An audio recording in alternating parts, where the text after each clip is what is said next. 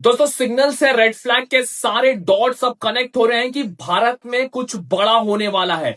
Consistently Delhi में Modi government अपनी top ministry के साथ हाई लेवल कंटिन्यूसली मीटिंग पे मीटिंग कर रही है। सोर्सेस बता रहे हैं कि अजीत डोभाल ने भी अपनी रेड कलर की फाइल पीएम मोदी के टेबल पर रख दी है, जिसमें risk assessment of operation Sindoor part 2 completely describe किया गया है। आपने देखा होगा कि पिछले 72 घंटे में क्या क्या भारत में बीता है। पहले पीएम मोदी सारे चीफ मिनिस्टर्स के साथ मीटिंग करते हैं, बहुत सारे सेक्रीफाइसेस की बातें करते हैं, फिर इमीडिएटली उसके बाद एनएसए अजीत डोभाल के साथ सिक्योरिटी ब्रीफिंग लेते हैं करीबन 3 घंटे तक, और डिफेंस के वहां पे कुछ लोग मौजूद रहते हैं। दूसरी तरफ राजनाथ सिंह लगातार जो दूसरी मिनिस्ट्री है उससे अपडेट ले रहे हैं। न्यू वॉर रूम क्रिएट कर दिया गया है, हाई कमीशन कमेटी बना दी गई है, जिसमें प्रधानमंत्री Modi ji, finance ministry, home ministry और डिफेंस मिनिस्ट्री इन्वॉल्व होगा। और दोस्तों ये कोई तेल और गैस के लिए सारी चीजें नहीं की जा रही है। अगर ऐसा होता तो पेट्रोलियम मिनिस्ट्री भी इसमें इन्वॉल्व होती, और ना ही तो ये रूटीन एडमिनिस्ट्रेटिव वर्क है, ये कंप्लीटली नेशनल सिक्योरिटी इवेंट जैसा होना है। और ग्राउंड पर भी बहुत तेजी से आप देखेंगे मिलिट्री मूवमेंट हो रहा है।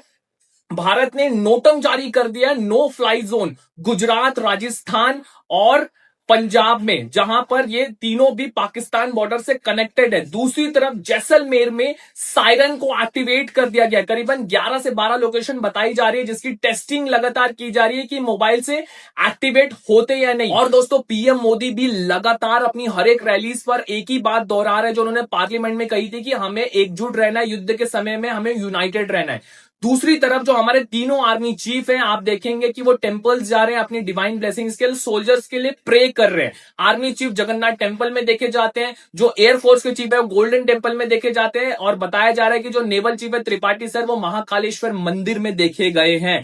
दूसरी तरफ जो पाकिस्तान है वहां पे भी एस्केलेशन लेवल बढ़ते जा रहा है, जो डेस्परेशन लेवल है ऑलरेडी, जो उनके जो एक्स पाकिस्तान के डिप्लोमेट उन्होंने कहा कि भाई हमारे ऊपर अगर कोई बात आती है तो हम दिल्ली और बॉम्बे को उड़ाकर रख देंगे। हमेशा जब भी इन्हें डर लगता है तो न्यूक्लियर थ्रेटबाजी करते हैं। आसिम मुनीर ने भी सेम बात ट्रंप को कही थी। इनके पास भुखमरी छाई हुई है, तेल के लिए पैसा नहीं है, लेकिन इन्हें युद्ध लड़ना है। अफगान ऑलरेडी इनके ऊपर चढ़ा हुआ है। ईरान ने भी अब डबल डीलर कह दिया पाकिस्तान को, जो 2-3 दिन पहले इसने स्टेट ऑफ हॉर्मुज में किया, अपनी जो शिप्स रहती है ये यूएस को भेज देता है। तो क्या ये सही अपॉर्चुनिटी है भारत को हमला करने के लिए? बिकॉज अभी जो पाकिस्तान की हालत है वो बहुत ज्यादा टाइट सिचुएशन चल रही है। तो दोनों तरफ आप देखेंगे तैयारियां चल रही है। भारत अपने सारे फ्रंट्स पर काम कर रहा है, कम्युनिकेशंस पर, मिलिट्रीज पर, सारे फ्रंट्स पर काम कर रहा है। लेकिन भारत को एक चीज याद रखनी पड़ेगी कि भारत को बॉर्डर के उस पार तो लड़ना ही है, लेकिन बॉर्डर के अंदर भी कुछ ऐसे परस्त पाकिस्तान लोग हैं, उनसे भी लड़ना पड़ेगा।